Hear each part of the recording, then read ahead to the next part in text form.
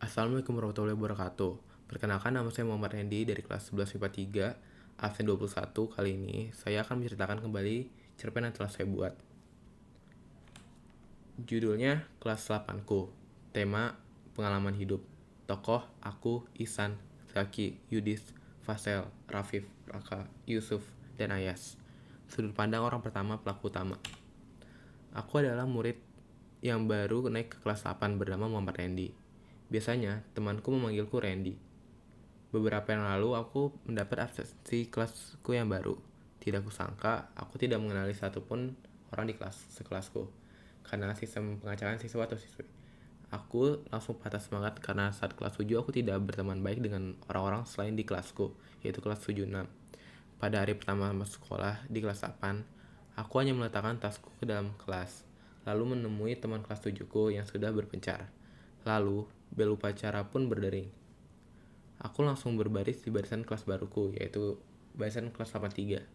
Pada hari itu, juga anak kelas 7 melakukan MPLS, yaitu masa pengenalan lingkungan ke sekolah. Maka saat selesai upacara, kami melakukan kegiatan salam-salaman baik dengan guru maupun murid. Saat kegiatan salam-salaman, ada murid yang sangat berisik bernama Ayas. Saat itu, aku berpikir bahwa dia tidak lucu dan hanya mencari perhatian. Dan akhirnya para siswa dan siswi diperbolehkan masuk ke dalam kelas. Kami sangat lelah dikarenakan upacara dan pembukaan MPLS sangat lama. Saat aku masuk dalam kelas, aku bertemu dengan teman sebangkuku.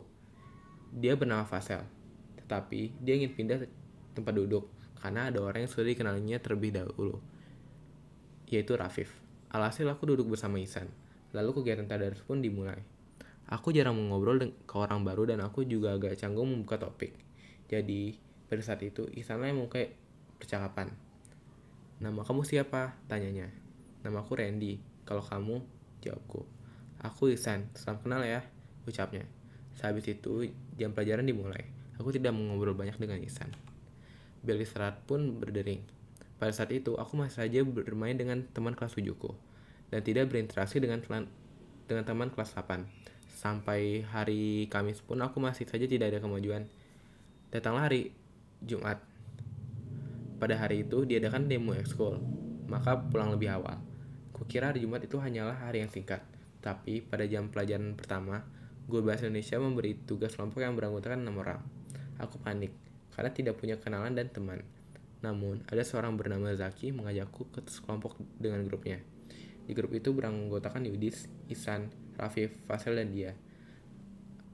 Aku menerima tawarannya dan ikut masuk ke dalam perkumpulannya. Setelah bel pulang berbunyi, kami langsung berkumpul dan berdiskusi di dalam kelas. Oh iya Ren, kamu kelas 7 berapa? Kok di kelas diam-diam aja? Tanya Zaki. Aku kelas 76 sendiri. Kalau kalian kelas 7 berapa? Ucapku. Oh aku, Yudi sama Ihsan dulu kelas 7, jawab Zaki.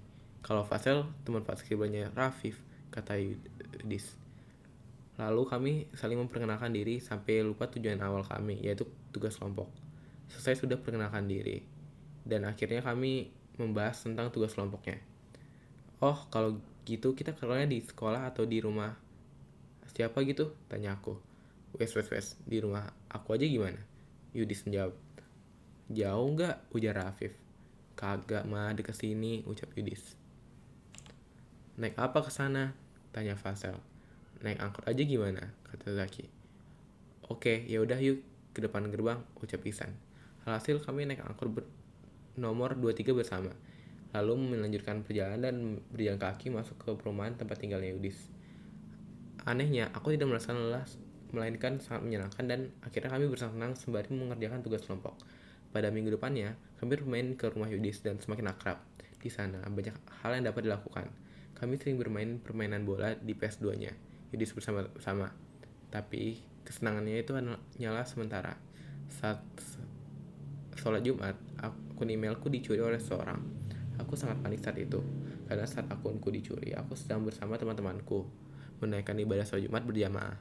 Aku legas mengambil kembali akunku karena di akunku terdapat informasi berharga dan data penyimpanan gameku. Namun, aku gagal. Lalu aku pulang ke rumah dengan hati yang sangat sedih. Saat di rumah pun, aku masih berusaha mengembalikan akun yang sudah dicuri. Usahaku tidak sia-sia. Aku menemukan nomor telepon pencuri, email cadangan pencuri, dan handphone yang digunakan pencuri. Lalu aku menelpon pencuri, tetapi nomornya sudah tidak aktif. Alhasil, aku hanya mengetahui email cadangan, handphone yang digunakan pencuri, dan mengikhlaskan aku kehilangan begitu saja. Keesokan harinya di sekolah, aku memeriksa merek HP teman-temanku. Aku mencurigai semua orang, baik anak cowok maupun cewek. Setelah sekian lama menyelidiki, aku menemukan kesamaan merek handphone pencuri dengan merek handphone punya temanku, yaitu Zaki. Lalu aku bertanya kepadanya, Jack, HP kamu Samsung J7 ya? Ujarku. Iya Ren, ini HP udah lama, jawabnya. Karena aku ingin lebih berhati-hati, aku basa-basi dengannya sebentar lalu dengan cerdiknya meminta nomor handphonenya. Oh iya Jack, aku kan jarang beli kuota. Boleh minta no HP kamu nggak? Tanya aku. Boleh nih, no HP aku, ucapnya. Lalu aku membandingkan kedua nomor telepon itu. Namun tidak ada kesamaan di antara keduanya. Semenjak hari itu, aku sudah pasrah dan menjalani hari seperti biasa. Hari berganti hari. Dengan tidak sadar aku sudah sangat akrab dengan teman kelas 8ku. Kami ke kantin bersama, makan bersama, sholat bersama, dan masih banyak lagi yang dilakukan bersama. Saat itu kelas 8 kami selalu ke rumah Yudis 4 kali seminggu. Di rumahnya, kami tidak pernah merasa bosan. Kami selalu menemukan hal baru untuk dicoba dan dimainkan. Ada banyak hal sangat membekas saat bermain di rumahnya. Contohnya pada awal kami ke rumahnya, kami berjumpa dengan 5 kucing peliharaannya. Kucingnya sangat lucu, tetapi aku lupa nama-nama kucingnya. Ada yang berwarna putih, oranye, dan abu-abu. Di lantai 3 rumah Yudis ada kolam ikan dan kebun yang lumayan luas.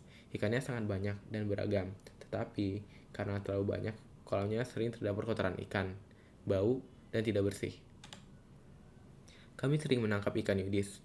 Beberapa kali kami membunuh ikannya dan menyelidiki isi dalam perut ikan, kepala, dan anggota tubuh yang lain. Tak jarang juga kami membakar dan memakan ikan tangkapan itu.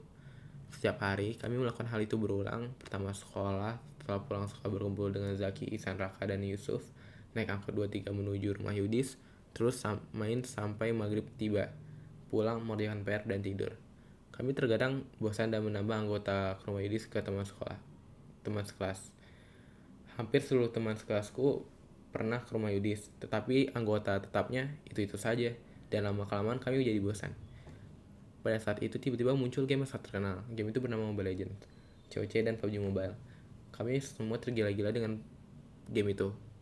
Jadinya ada game baru yang bisa dimainkan di rumah Yudis. Tibalah bulan November.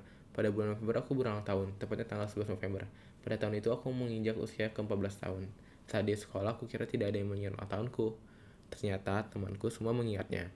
Guru-guru yang mengejar pun mengucapkan selamat kepadaku. Aku sangat senang dan mengira itu sudah puncak semangatku. Tapi ternyata temanku memberi hadiah ulang tahun, yaitu sekian ml yang bernilai Rp 200.000. Aku hanya dapat memberi terima kasih dan senyuman kepada mereka. Pas saat itu, aku sangat senang dan terharu. Bulan November pun berakhir dan tibalah bulan Desember. Di bulan itu terdapat tragedi yang sangat mengecewakan dan masih membekas hingga sekarang. Tragedi itu dimulai saat aku dan teman-temanku sedang bersantai di rumah Yudis. Bosan banget main ML kalah mulu kita, keluh Yudis. Iya nih, bosan banget, mau PUBG nggak? Usulku. Ayo deh login sana, ucap Zaki. Woi, teriak Raka.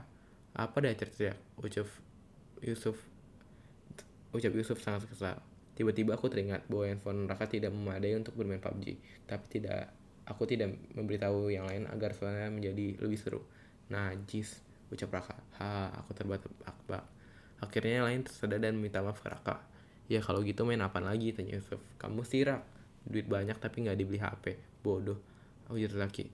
Ya sabar napa, kelas 9 aku beli HP baru kayaknya, tegas Raka. Ya udah mending makan dulu, lapar nih, ucap Ihsan. Setelah argumen itu kita makan bersama. Saat makan tiba terdengar suara yang familiar dari handphone milik Ihsan. Teng, suara HP Ihsan. Lah San, kamu masih main COC? Tanya Yudis. Ya masih lah, aku mas Tia main COC dari kelas 6, jawab Ihsan. Ya udah main COC aja yuk, ucap Yusuf. HP kamu kuat kan Rak? Hahaha, ucapku dengan nada menyindir. Kuat lah, jawab Raka dan dada kesal. Yuk pada install, ajakku.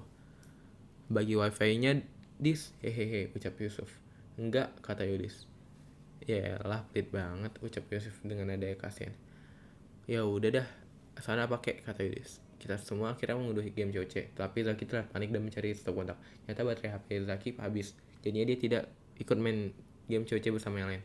Saat kami bermain, Zaki ingin meminjam handphoneku untuk bermain. Ren, minjem HP kamu dong, aku mau main juga, hehe, ucapnya. Oke nih, ucapku. Ternyata dia tidak memainkan akunku, melainkan meminta izin untuk menggunakan akunnya untuk bermain di handphoneku. Ren, aku ganti ya akunnya ke akunku, boleh kan? Tanyanya. Aku awalnya ragu-ragu karena dengan menggunakan akun email dia di handphoneku, aku bisa mengetahui data pribadinya dan dapat dengan mudah mengambil akunnya. Jangan, ntar akunnya keambil, mendingan jangan. Pakai akun aku saja, saranku. Yaelah, kamu kan temanku, aku percaya kok sama kamu, ucapnya. Ya udah, kalau gitu login saja, balasku. Dia mulai menggunakan handphoneku dan masuk ke akunnya. Aku melihat nama akunnya dan aku merasa nama akun itu terlihat sangat familiar. Namun, aku tidak tahu pasti itu siapa. Jadi aku hanya diam, saja kebingungan. Saat yang lain bermain, aku masih saja memikirkan akun itu. Waktu berjalan sangat cepat, tiba-tiba sudah maghrib saja. Kami memesan Gojek untuk pulang ke rumah masing-masing. Saat pengemudiku sudah datang, aku menaiki motornya. Saat sudah duduk, akhirnya aku mengingat siapa akun itu. Aku menatap wajah Zaki dengan sangat kaget. Lalu pengemudi memurahkan motornya sebelum aku mengucapkan sepatah kata ke Zaki. Ternyata akun email yang dia gunakan untuk bermain COC sama persis dengan akun cadangan yang mencuri akunku beberapa bulan lalu. Aku sangat kecewa dan tidak menyangka bahwa dia pelakunya. Aku memastikan terus selama di rumah karena aku masih tidak percaya dia pelakunya. Karena ialah yang berteman denganku pertama kali di kelas 8 dan dia juga mengajakku untuk selalu bermain dengan grupnya. 3 hari berlalu, tibalah hari Senin. Aku sangat terburu-buru ingin ke sekolah karena ingin bertanya cerita yang sebenarnya ke dia. Di saat itu aku masih tidak percaya dia pelakunya. Bertemulah aku dengannya di kelas. Ia sedang bercanda dengan teman-teman yang lain. Lalu aku mengajaknya untuk berbicara berdua. Jak, sini dulu deh. Ada yang pengen aku tanya, ucapku. Bentar, ucapnya. Akhirnya aku berdua dengannya. Aku langsung bertanya ke dia dengan serius. Jak, kamu ngaku deh, kamu yang ngambil akunku, kan? Ucapku. Hah? Tahu dari mana? Jangan asal nuduh deh, jawab ya. Email cewek kamu kayak email yang hack aku. Udah ngaku aja, jawab ucapku. Zaki terdiam dan akhirnya aku meninggalkannya. Aku sangat kecewa, ternyata benar dia yang mencuri akunku. Sejak itu aku tidak mau terlalu dekat dengannya dan sudah tidak ke rumah Yudis sering dulu. Yudis merasa ada yang janggal antara aku dan Zaki. Ternyata karena saat di rumahnya aku tidak terlalu banyak ngobrol dengan Zaki. Tetapi aku dan dia mencari banyak alasan agar jadi tidak diketahui oleh siapapun. Waktu terus berjalan, mau tidak mau akhirnya Zaki minta maaf dan Yudis mengetahui masalah kami. Semenjak itu aku lebih berteman dengan Ayas. Ayas adalah orang yang kurang kusukai dulu dan tidak mempunyai hal sama yang disukai. Namun ternyata Ayas orangnya baik dan lucu. Semester 1 telah usai. Saat liburan aku dibelikan laptop oleh bapakku. Aku sangat senang dan langsung mengunduh game sebanyak mungkin yang aku suka genrenya. Aku mulai meninggalkan game handphone dan beralih bermain game laptop untuk mengisi waktu liburan semesterku. Semester 2 tiba, saatnya aku masuk sekolah lagi. Saat di kelas, aku memberitahu temanku kalau aku sekarang sudah mempunyai laptop. Ternyata Ayas mendengarnya, lalu terjadilah percakapan aku dengan Ayas. Ren, kamu udah punya laptop? Tanyanya. Iya, jawabku. Spesifikasinya apaan? Tanyanya. Aku memberitahu spesifikasi laptopku kepadanya dengan panjang lebar. Lumayan tuh, kamu punya akun Steam? Enggak, tanyanya. Enggak, jawabku.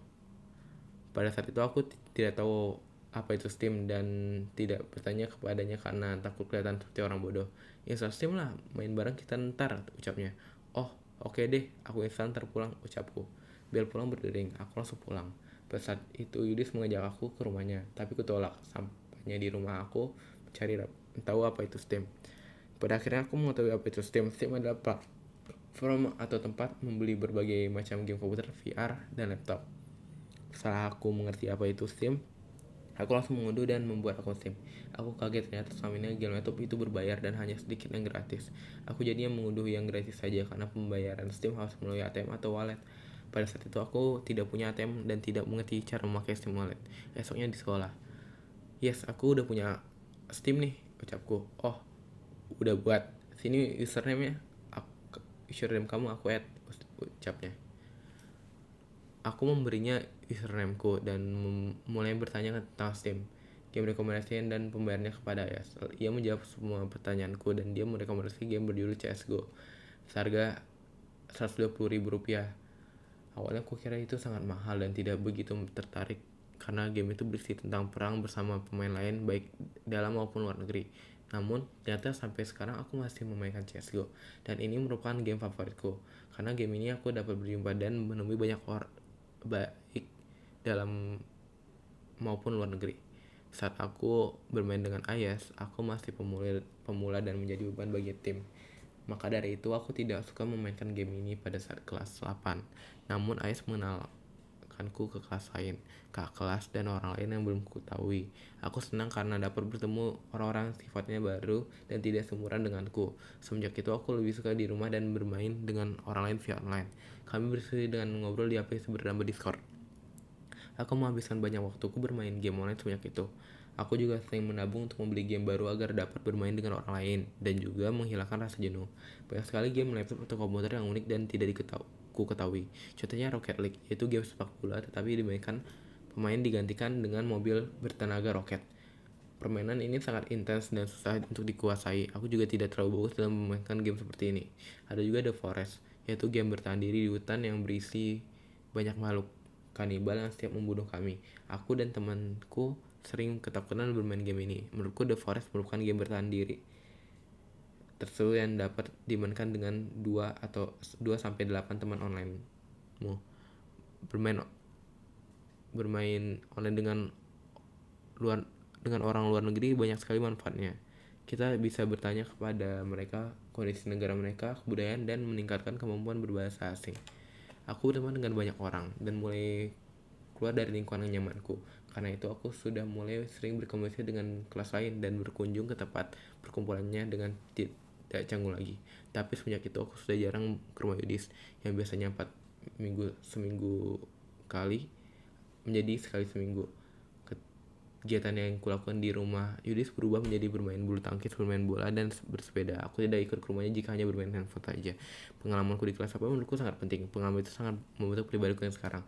Mungkin kalau tidak terjadi, sekarang aku masih mudah ditipu, berkeliaran keluar rumah, selalu di zona nyaman, dan tidak mau berteman dengan orang lain, dan tidak mengetahui dunia game online. Di saat kelas 10 pun aku menemukan banyak orang yang mempunyai kesamaan hobi denganku. Sampai sekarang pun aku masih bermain dengan mereka. Ternyata komunitas game online sudah sangat besar sekarang. Oh iya, aku semenjak kejadian pencurian itu tidak pernah percaya kepada orang lain lagi 100%. Pastinya aku bertanya-tanya dulu dan tidak percaya kalau tidak ada bukti. Aku sangat terbantu pengalaman. Pengalaman tidak bisa dipelajari tapi harus dilalui. Almarhum B.J. Habibie. Terima kasih telah mendengarkan.